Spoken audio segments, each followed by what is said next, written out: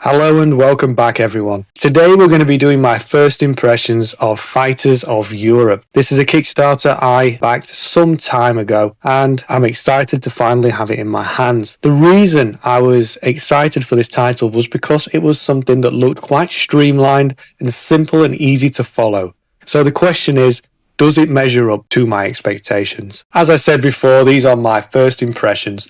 We've had this game on the table for two players versing each other, and I was primarily being the rules guru, helping out where I could. So these are initial experiences from our first play. We haven't sunk our teeth into the game enough yet. This is just an initial play and my thoughts around that. So today is going to be a bit of an overview. I'm going to talk about the game, tell you what I liked about it, what I didn't. We'll just go into all the aspects from my initial experience of the title. I, as you probably know, like World War II, and I'm interested in the history of it. It's a very important part of history that I don't think people should forget. And I like games set around it. The Battle of Britain is probably a very significant moment in history, especially for my country. It's a massive thing. Well, this game is letting you relive those moments. You will get to be the commanders of either the German planes or the British planes defending our land. As I said, I chose this game. I was really into the Fighters of Pacific campaign. So I backed this on crowdfunding. This is a crowdfunded game. I got it on Kickstarter. And I was excited for the first one, Fighters over the Pacific, which is obviously the Americans and the Japanese. But I didn't take the plunge because I wasn't sure if the game was great. And I didn't have much spare cash at the time. So when I saw it was getting another game in the line and I had more time to invest reading into it and more capital available to buy it, I dived in for this one, Fighters of Europe. So I have been excited to get this for quite some time. So let's begin with the overview of the game.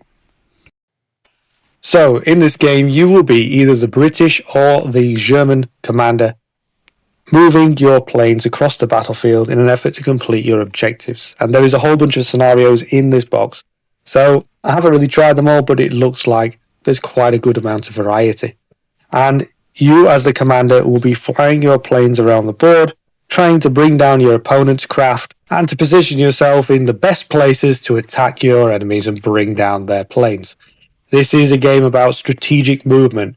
You're going to be maneuvering your plane from high and low altitude, depending on what you want to do. You're going to be evading the enemy's attacks. You're going to be thinking about where you want your planes to go to hit the enemy or just to escape being a target itself. And it does a great job of that. It also implements a system where, as the planes are bunched together, you can activate them as a group. Whereas if they're all divided, you can only activate one plane at a time. So keeping your planes in wings will give you the initiative. You can activate an entire wing in one go.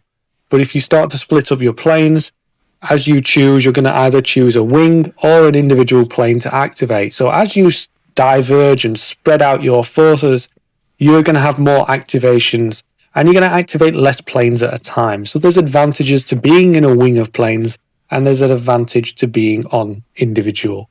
So I really like that aspect. But that's an overview of the game. You're going to be basically doing an aerial dogfight to take out your opponents and be the last man standing in most cases. I believe there are scenarios that cover different objective-based missions, but we haven't delved into them for now. For now, we've looked at the primary mission.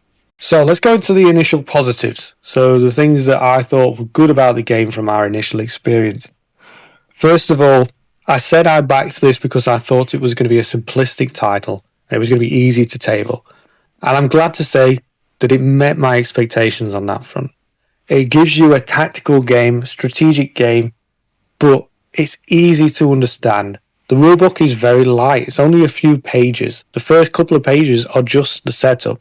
So it's not a large rulebook. And the rules are straightforward to follow. This is a very simplistic game. I enjoyed it for that. This makes it very easy to be one that we can set up and play without much relearning of the rules. It's going to be a quick filler title for larger games and just something that we can get out so much easier. And I like that. That's what I want. Because I don't want every game to be a big event. Sometimes we just want to get a few quick games out, and fighters of the Pacific and fighters of Europe obviously will fulfill that niche. Now, I liked the maneuvering in this game.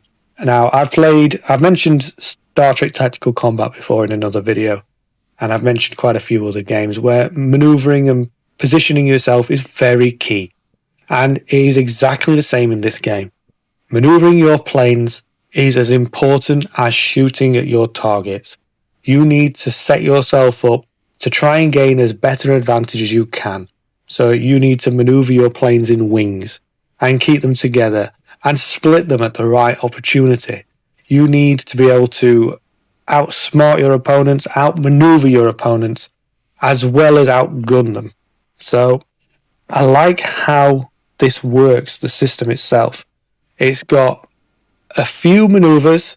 I think there's 5 particular maneuvers that you can do, and they're all simple to follow, but it gives you a lot of freedom and a lot of flexibility while you're on the map. Now, this is a plane. You don't just fly backwards. It does the justice. It does the actual system right. You fly forwards. If you want to turn, you've got to bank and you've got to fly forwards and turn. You can't just turn on the spot. You're flying a plane. It's not how it works physically. So they've got that into the game, and it works quite well. It gives you that immersion, makes you feel like you're flying a plane, and you're not just turning a unit on the board. From the first game, the actual combat is very straightforward too. I liked the combat. As soon as somebody can shoot you, you have to dodge. You don't have a choice, really. If you don't choose to dodge, you're going to take a hit. And in most cases, that is going to eliminate your plane. You can opt to just take the damage, but I can't see why you would want to in most circumstances. It's good that it forces you to dodge, because then what happens is that plane is then locked out. You can't use that plane for something else. But you're doing that to your opponent while he's doing that to you. And you're all engaging and attacking each other in a massive aerial dogfight. It makes sense that planes are dodging and weaving and trying to avoid one another while you're having this battle. And it works really well. Sometimes they can lock out a fighter that you really want to use, but you need to get out of there before they shoot you. So, really good in that instance. I like it a lot. The tokens are very nice. I got the base game. I didn't pay for the stretch goals. I didn't want to risk it in case the game didn't go down very well. I kind of regret that now, but I didn't know whether we would like the game, so I didn't want to take the risk, and I'm glad I was smart in that decision making. The tokens, the production is all very, very nice. The little plane tokens are very good quality.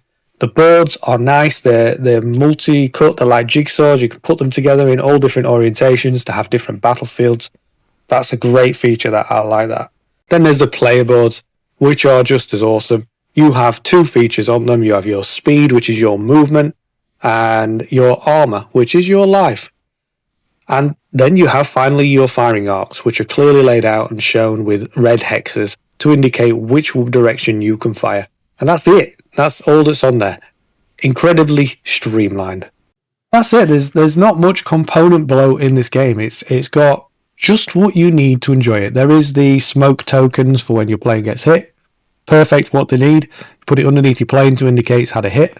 Looks really thematic on the table when you've got planes flying around with smoke trails behind them. That's how they look. It looks thematic. It's very good. But apart from that, that's all you need for this game. It's got a minimal amount of components, an easy setup, an easy rule set. Just great first impressions of this title. And hopefully it can only get better because there is a solo mode attached, which I'm hopefully going to get to the table soon and try. I like the strategy involved in the game too. I like your forward thinking, forward planning, where you have to dodge, obviously, when you get shot. So that locks out the plane. So then you have to adjust your plans and think about what you're going to do. If you had an idea what you wanted to do with that plane, now the plans have been thwarted. What can you do to counter your enemy's strategy?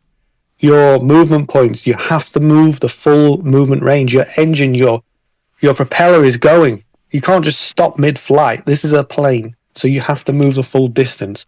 But you're wanting to get into a position of tactical advantage so you can shoot the enemy plane. So turning and banking and executing the right maneuvers to get the enemy in your sights is not always easy, but I like that. I like that aspect of the game. The activations being your opponent has one activation, they activate a group or a singular plane, then you do the same. You activate a group or a singular plane. That's really good because sometimes you just want to use one plane. You don't want to use an entire wing. And obviously when you split off the wing, you've got more activations. And it's all a really good system. It's good that you get to alternate between you because obviously your plans continuously change to adapt to whatever strategies, whatever actions your enemy takes. And the altitude is very important. Obviously diving and climbing is an important step to either chase your enemies or avoid fire. It's really good, but simplified to a very nice system where you simply flip the token, and on the reverse side, you've got one where it's nearer the ground, and on the other side, it's in the cloud level. Really cool system. The negatives, I'll be honest, I don't have many. I like a lot of what this game has done. The only thing I would say is that there's not a huge variety in planes that you can field. If I would have got the Kickstarter extras, I would have got other planes for different factions, I believe, and different countries. So I could have got that, but you don't need it. It's not a necessity. I think there's enough in this box in itself to do everything it needs to. So I don't think there's any negatives from our first experience. We found it easy to understand, easy to get on with, easy to teach, and enjoyable.